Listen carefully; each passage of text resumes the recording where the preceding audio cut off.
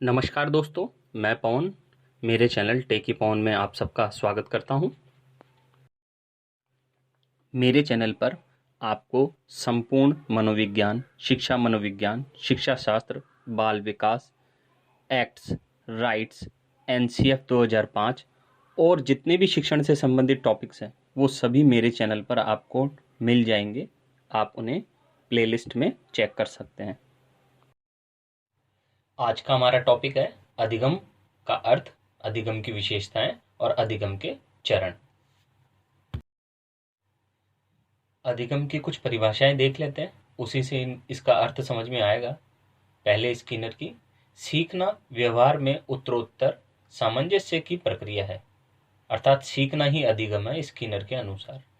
Gets की परिभाषा, सीखना अनुभव और प्रशिक्षण द्वारा व्यवहार में परिवर्तन है। गेट्स महोदय क्या कह रहे हैं कि व्यवहार में परिवर्तन है, उसे सीखना या अधिगम कहेंगे हम।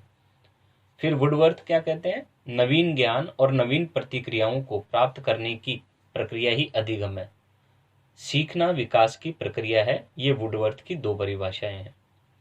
सार्टेन क्या कहते हैं, सीखना एक ऐसी प्रक्रिया है जिसके द्वारा अनुभूति या अभ्यास के फलस्वरूप व्यवहार में अपेक्षाकृत स्थायी परिवर्तन होता है। सार्टेन महोदय ने क्या कहा है कि व्यवहार में होने वाला स्थायी परिवर्तन अधिगम है। अब इस चित्र के माध्यम से हम देखते हैं अधिगम को।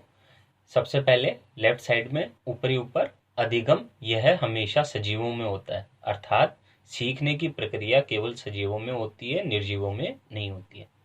फिर हम देखते हैं ऊपरी ऊपर में अधिगम सीखना व्यवहार परिवर्तित। इसका मतलब क्या हुआ कि अधिगम सीखने की प्रक्रिया द्वारा होता है और व्यवहार में परिवर्तन को अधिगम कहते हैं।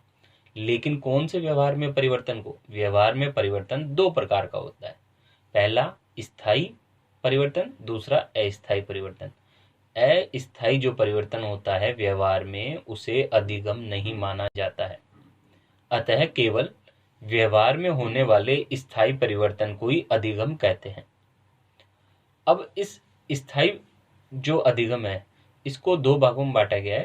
पहला हम देखते हैं पहली वाली कॉलम में, तो इसमें अभ्यास करता है व्यक्ति, अभ्यास से पेशियां होती है, फिर पेशियों में कर्मेंद्रिय आती है, मोटर, मानव के वे अंग जिनसे कर्म कार्य किया जाता है, जैसे हाथ, पैर, मुंह, लिंग, गुदा, इन सबको मोटर कहते हैं, कर्मेंद्रिय।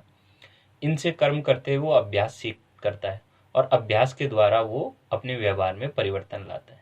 तो एक तो ये भाग हो गया स्थायी अधिगम का। दूसरा भाग है अनुभव के द्वारा। अनुभव किससे होता है? संवेदी, सेंसरी से द्वारा। इसमें ज्ञानेंद्रिया सेंसेस आती हैं। 5 प्रकार की सेंसेस होती हैं। वातावरण के परिवर्तनों को ग्रहण करने के लिए अंगों को ज्ञानेंद्रिया कहते हैं, जैसे आंख, नाक, कान, जीभ, त्वचा, ये सब ज्ञानेंद्रिया है, सेंस ऑर्गन से। तो स्थायी जो परिवर्तन होता है व्यवहार में, वो दोनों को मिलाकर होता है, अर्थात कर्मेंद्रिय और ज्ञानेंद्रिय, मोटर सेंसेस और सेंसेस दोनों जो मिला दिया जाए अगर मोटर को और सेंसेस को, तो उसके परिणाम स्वरूप जो व्यक्ति के व्यवहार में स्थायी परिवर्तन आता है उसे हम अधिगम कहते हैं। अब देखते हैं अधिगम की विशेषताएं या अधिगम की प्रकृति क्या है। इसको पॉइंटों से देखेंगे हम। नंबर 1, अधिगम जीवन पर्यंत चलता है। जाहिर बात है, सीखना मृत्यु तक चलेगा। जब तक आप जीवित रहेंगे कुछ न कुछ रोज सीखते रहते हैं। नंबर 2, अधिगम उद्देश्यपूर्ण होता है। जब भी हम कुछ सीखते हैं तो उसका कोई उद्देश्य जरूर होता है। नंबर 3, अधिगम व्यवहार में होने वाला परिवर्तन है।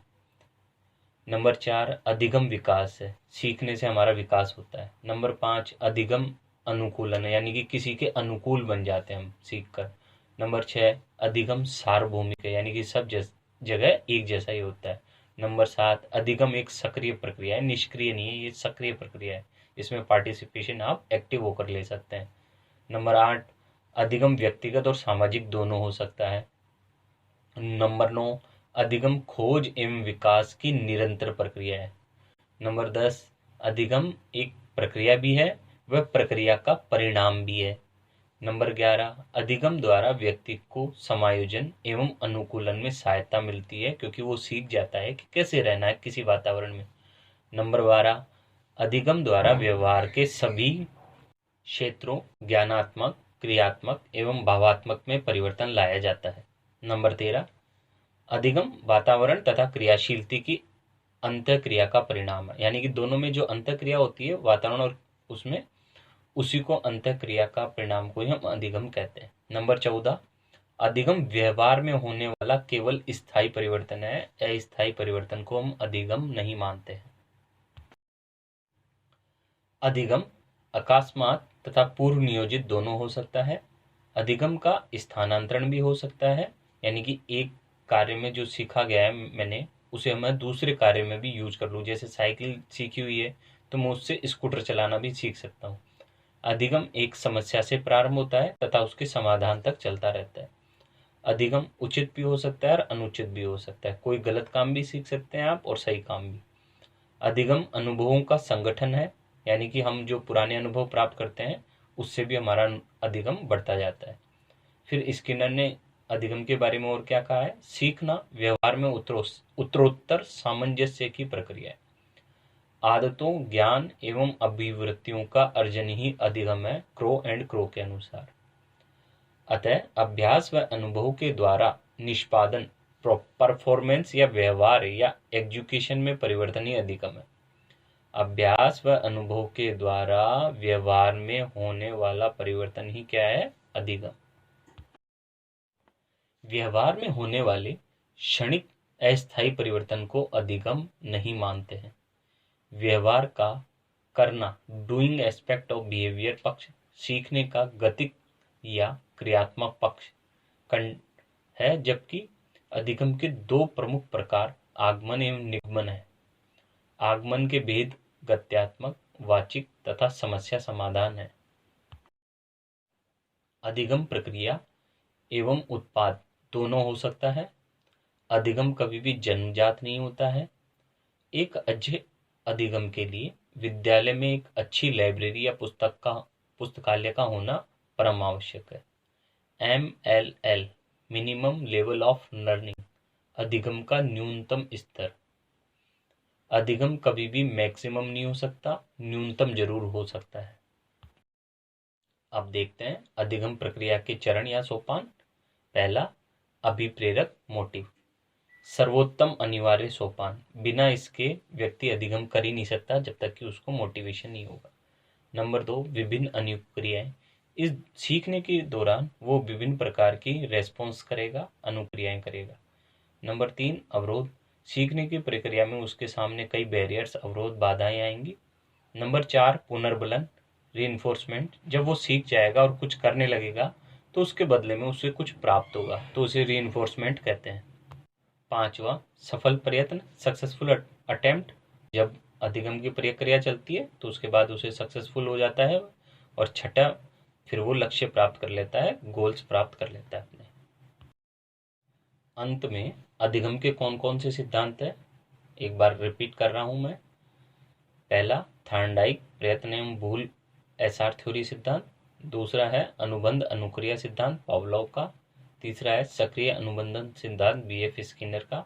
नंबर 4 है अंतर्दृष्टि सूझ सिद्धांत, कोहलर, कॉफका, वर्दीमर और कूट ने दिया था। फिर अगला है सामाजिक अधिगम सिद्धांत, अल्बर्ट बांडुरा ने दिया था।